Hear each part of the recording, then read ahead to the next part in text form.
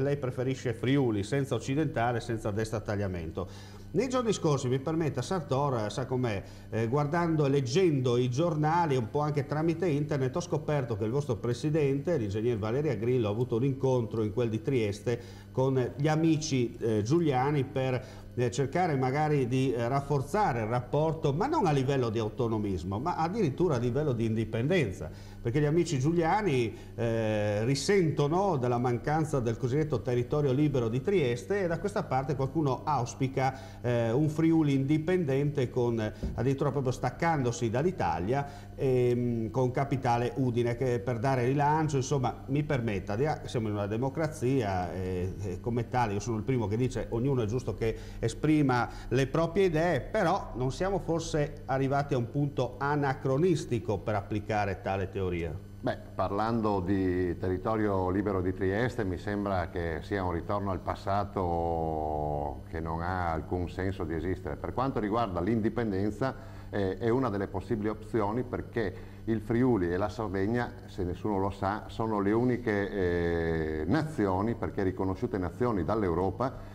sono le uniche nazioni che potrebbero tranquillamente proporre un referendum, e se la popolazione è d'accordo è una delle opzioni possibili. Io realisticamente... Mi permetta, Sartor, mi ricorda un po' uno spot, di un famoso spot che dice: ti piace vincere facile, se appropriamo questo referendum. Io, siccome sono realista, mi accontenterei anche di un'autonomia vera, un'autonomia responsabile sia nelle entrate che nelle uscite, dove effettivamente possiamo decidere del nostro destino senza essere manovrati da agenti esterni o partiti che vogliamo, che non vogliamo nella nostra società, visto che si ramificano come le piovre. Insomma, al di là di piovre o di calamari o di caciucchi, alla livornese, che è meglio, secondo me è più buono anche, no? Ma poi magari anche frittura mista, come si dice, ma al di là di questo aspetto enogastronomico-culturale, parliamo di cose serie. Cosa succede all'interno del MAF? Sta succedendo qualcosa? Ma succede che comunque noi abbiamo già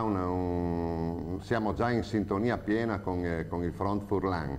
Ci rivolgiamo naturalmente a tutti i movimenti che non fanno riferimento ai partiti nazionali. Guardiamo con interesse il sorgere del movimento di Bandelli a Trieste, del movimento del Partito delle Aziende che si sta strutturando a Pordenone, e anche, perché no, al movimento per la gente di Zamparini, che è un friulano. Mi permetta, Zamparini diventa, diciamo così, il capo del vostro movimento, la nomina presidente, lei ha paura di esonero? Ma esonero di che?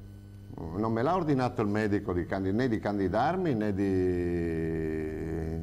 esserci per forza. Io sto portando avanti, spero con coerenza, un'idea di un Friuli diverso da quello lottizzato dai partiti.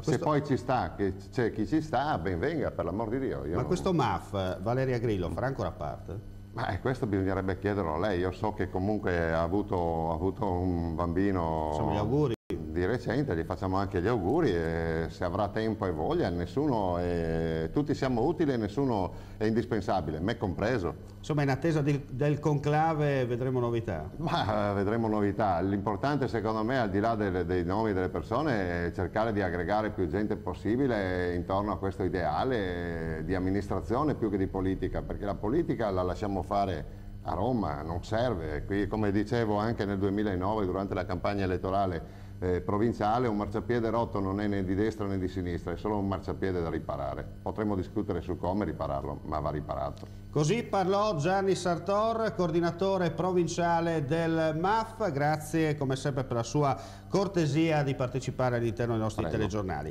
Cambiamo argomento, perché è stato stipulato